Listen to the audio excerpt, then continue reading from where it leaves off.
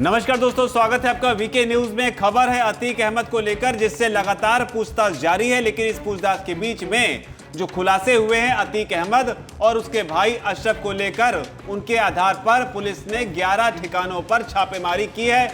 इन छापेमारी के बीच एक बड़ी खबर यह भी है कि अब 6 अधिकारी एटीएस के धूमनगंज थाने पहुंच चुके हैं, जो अतीक अहमद और उसके भाई अशरफ से पूछताछ करेंगे।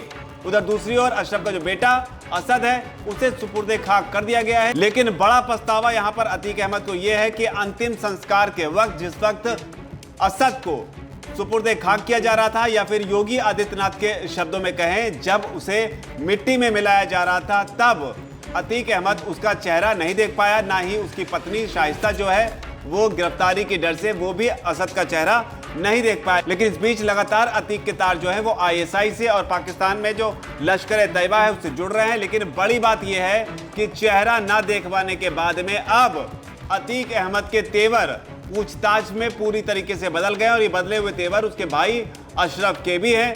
क्या है पूरी खबर, वो बताते हैं।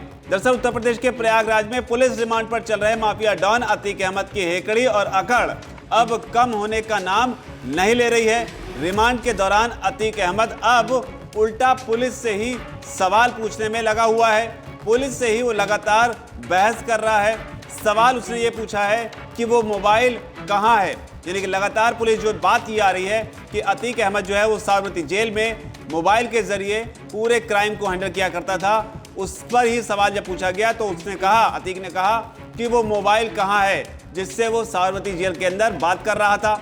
अतीक का कहना था कि अगर जिस किसी मोबाइल से वो और अशरफ बात करते थे तो मोबाइल उसे दिखा दिया जाएगा, तो सारे सवालों के जवाब वो दे देगा।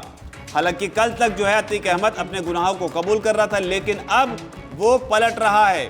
पुलिस की पूछताछ के दौरान अतीक अहमद ने कहा है कि हमारे खिलाफ सारे सबूत झूठे हैं, पुलिस ने गढ़े हैं। बेसिर पैर की कहानी बनाकर पुलिस ने मेरे परिवार का नाम घसीट दिया। मुंशी राकेश लाला और नौकर कैश अहमद की निशानदेही पर बरामद कैश और असलहों पर अतीक अहमद का बोलना था कि पुलिस के सामने चाहे जिससे भी कबूलवा लो, सच्चाई तो अदालत के सामने इंसान बोलता है। तो ये बड़ी बात बोली है। अतीक अहमद अब पूरी तरीके से अपने तेवर बदलता हुआ नजर आ रहा है।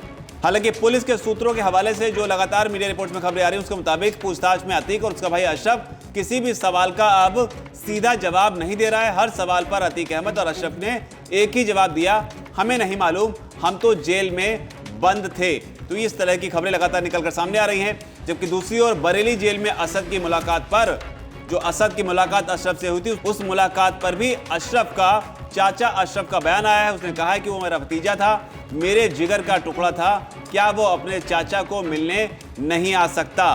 तो असद को लेकर अशरफ ने ये बयान दिया है। ये वही अशरफ जिसने असद की मौत के बाद कहा कि अल्लाह की चीज थी, अल्लाह ने उसे वापस ले लिया।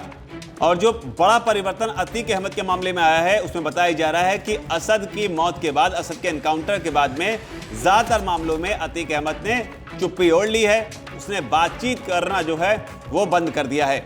तो कुल मिलाकर ये अपडेट है अतीक अहमद के मामले में, जहां पर अतीक अहमद जो है लगातार इस बात के लिए गिड़गिड़ाता रहा कि उसे असद के जनाजे में जाने दिया है। लेकिन तमाम कानूनी पहलुओं की वजह से अतीक को जनाजे में जाने का मौका नहीं मिला। हालांकि शाइस्ता परवीन के पास जनाजे में असद का चेहरा आखिरी बार देखने का मौका था, लेकिन शाइस्ता ने अपनी फरारी को चुना। उसने चुना कि वो पुलिस में गिरफ्तार नहीं होना चाहती, इसलिए वो असद के जनाजे में नहीं पहुंची। कुल मिलाकर अतीक के इन बदले हुए तेवरों पर आपकी क्या राय है, नीचे अगर कमेंट सेक्शन में जरूर लिखें। धन्यवाद। वीके न्यूज, राष्ट्र के नाम।